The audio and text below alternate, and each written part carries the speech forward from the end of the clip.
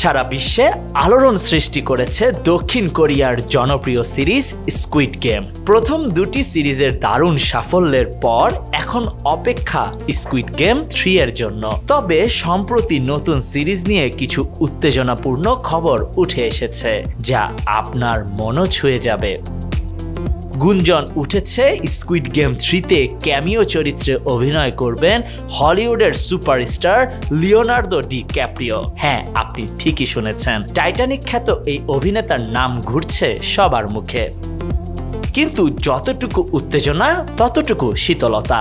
Netflix সম্প্রতি এই গুঞ্জনকে পুরোপুরি গুজব বলে জানিয়ে দিয়েছে। কোরিয়ার সংবাদ মাধ্যম সুম্পি জানিয়েছে স্কুইড গেম 3-তে লিওনার্দো ডি ক্যাপ্রিওর কোনো চরিত্র নেই।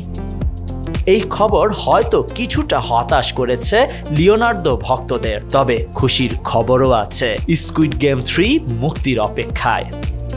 নেটফ্লিক্স জানিয়েছে আসন্ন সিরিজটি মুক্তি পাবে চলতি বছরের মাঝামাঝি সময়ে, অর্থাৎ 27 জুনের পর। তাহলে অপেক্ষার পালা শুরু হোক, কারণ স্কুইড গেম 3 আসতে চলেছে আরো বড়, আরো উত্তেজনাপূর্ণ। Khandakar Ishtiaq, news now 24।